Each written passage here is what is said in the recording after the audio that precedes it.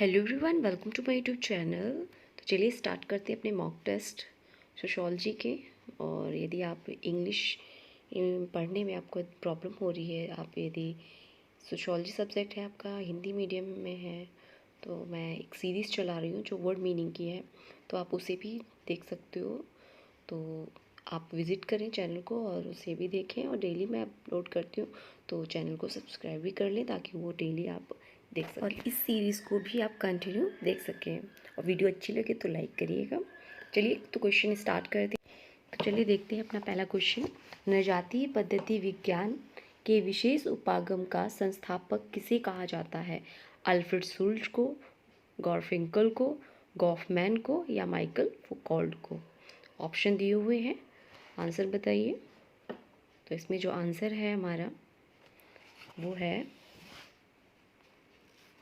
B, Harold गारफिंकल को। Harold गारफिंकल को नृजातीय पद्धति विज्ञान का उपागम का संस्थापक कहा जाता है।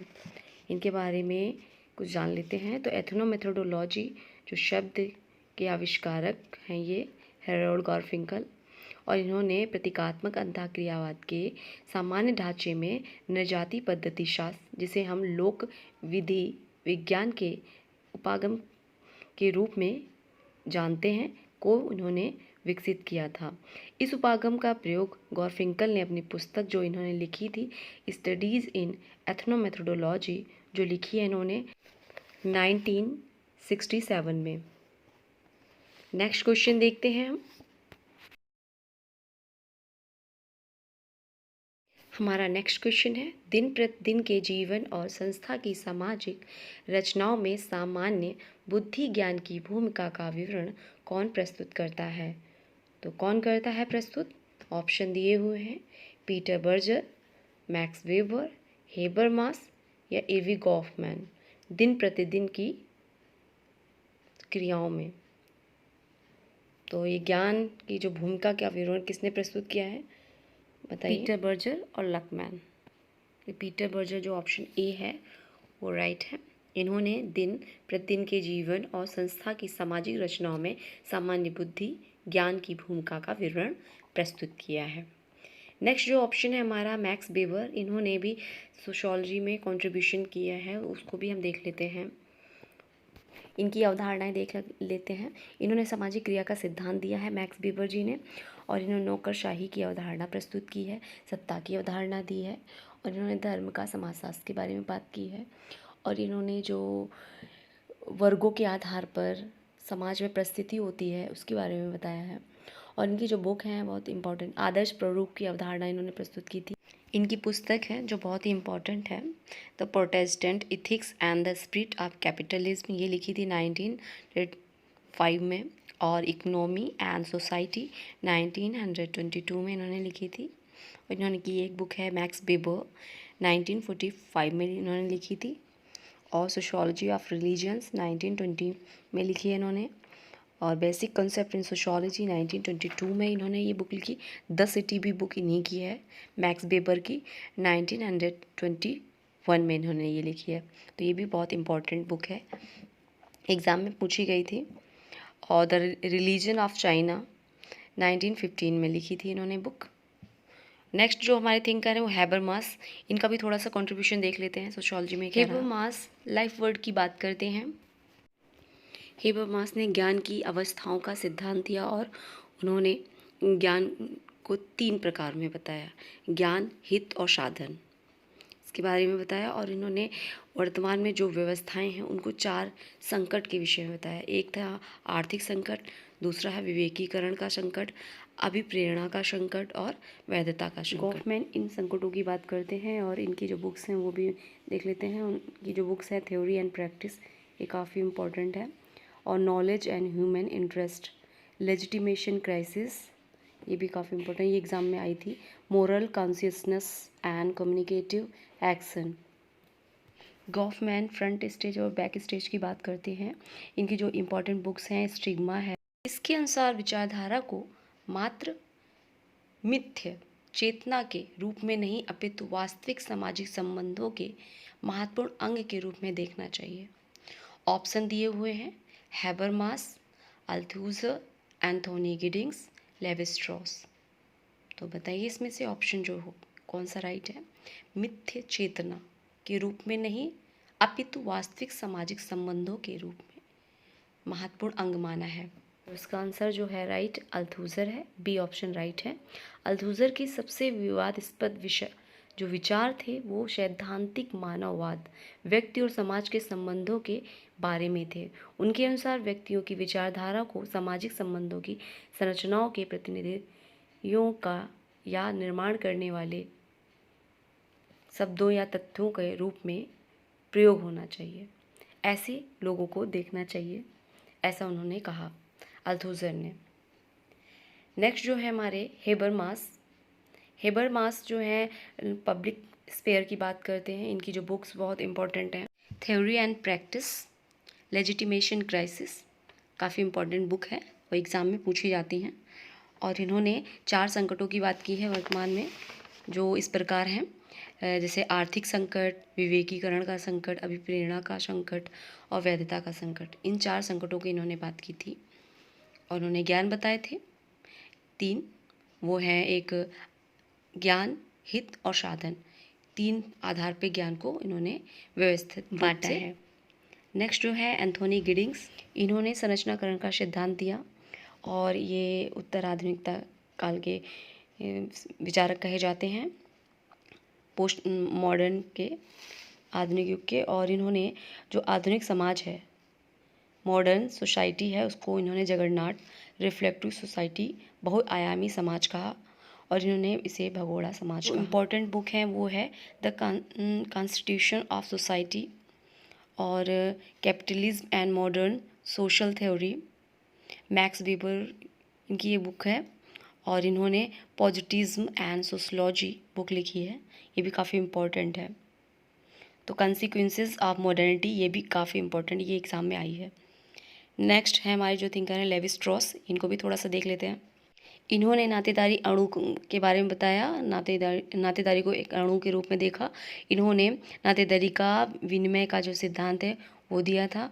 और इनकी जो बुक्स हैं जो इम्पोर्टेंट है वो भी देख लेते हैं। The totemism today, the structural study of myth, the origin of pure manner, और इनकी वो elementary structure of kinship, structural anthropology.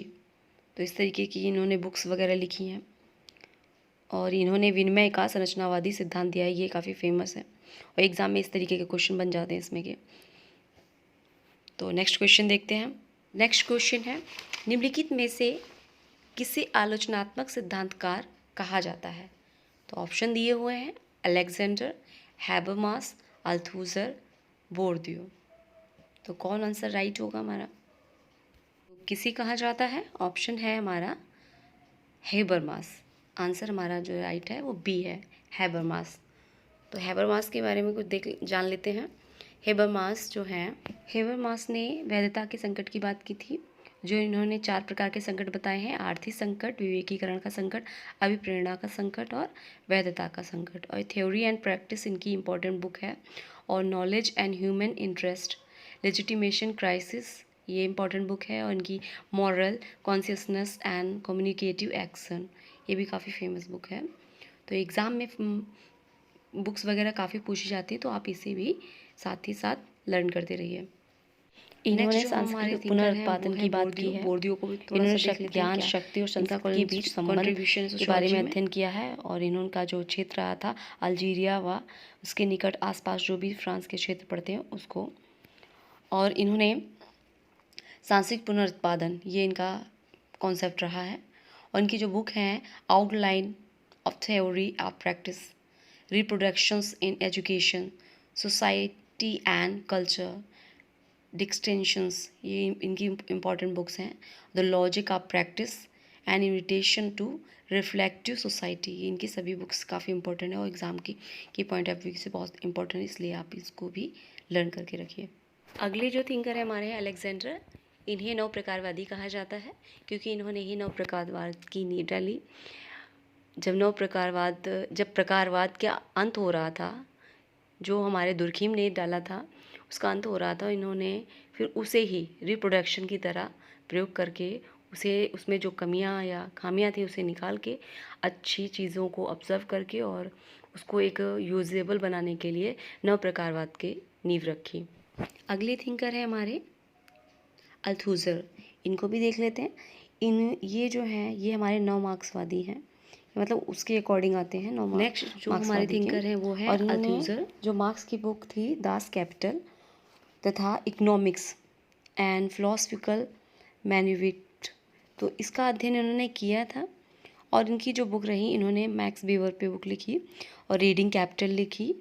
और इनकी जो बुक है philosophy and the spontaneous philosophy of the scientist and other AC.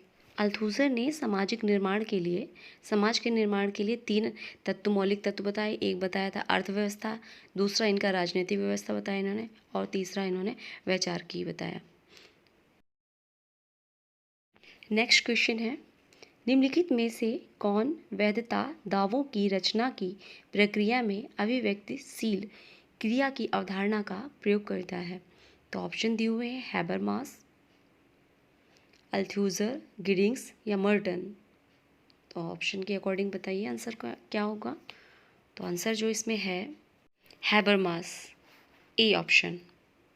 Habermas के बारे में थोड़ा सा देख लेते हैं। इन्होंने अभिव्यक्तिशील क्रिया का सिद्धांत दिया था। इन्होंने पब्लिक स्फीयर की बात की है और इनकी जो बुक है वो भी देख लेते हैं। Theory and practice, knowledge and human interest, legitimation crisis, ये काफ़ी इंपॉर्टेंट बुक है। और ये जो बुक है the moral consequences and communicative action, ये भी काफ़ी इंपॉर्टेंट है। इन्होंने संकट की बात की थी, वर्तमान 4 व्यवस्थाओं के संकट बताए थे इन्होंने समाज में। एक आर्थिक संकट, विवेकीकरण का संकट, अभिप्रेरणा का संकट और वैधता का संकट, तो ये इन्होंने संकट बताए थे। नेक्स्ट है हमारे अल्थुजर, इन्होंने जो बताया वो मैंने पहले भी जो क्वेश्चन था उसमें एक्सप्लेन कर दिया था। गिडिंग्स के बारे में हमने पहली वीडियो जो पहला क्वेश्चन था उसमें एक्सप्लेन कर रखा है। तो मर्टन के बारे में यहाँ पे एक्सप्लेन कर लेते हैं थोड़ा सा। तो मर्टन जो है उन्होंने संदर्भ समूह की अवधारणा दी है। इन्होंने भूमिका आदर्श के बारे में बताया है और इन्होंने अनुभूतिमूलक परक जो प्रकारवाद है उसको आदर्श शून्यता की बात की है। और इन्होंने प्रकट प्रकार, प्रच्छंद प्रकार, अकार्य दुष्प्रकार के बारे में इन्होंने बात की। और इनकी जो बुक है जो इम्पोर्टेंट है सोशियोलॉजी ऑफ नॉलेज और कार्ल मैनहीम का समाजशास्त्र, ये बुक इन्होंने लिखी है। और सोशल स्ट्रक्चर एंड इकोनॉमी, ये बुक है इनकी। Science, technology and society in 17th century, ये बुक इन्हीं की है। तो डिस्कशन ऑफ पर्स, ये बुक इन्होंने लिखी है। और इनकी बुक जो है social theory and social structure, ये काफ़ी इंपॉर्टेंट बुक है, ये एग्ज़ाम में आई भी हुई है तो NT-NET में। तो इस तरीके से ये कंट्रीब्यूशन इन्होंने दिया है। नेक्स्ट वीडियो में फिर क्वेश्चन लेके आएंगे, मॉक टेस्ट सॉल्व करेंगे। और वीडियो अच्छी लग रही हो तो लाइक करिए, ज़्यादा से ज़्यादा share and subscribe. Next video में फिर मिलते हैं। Thanks for watching.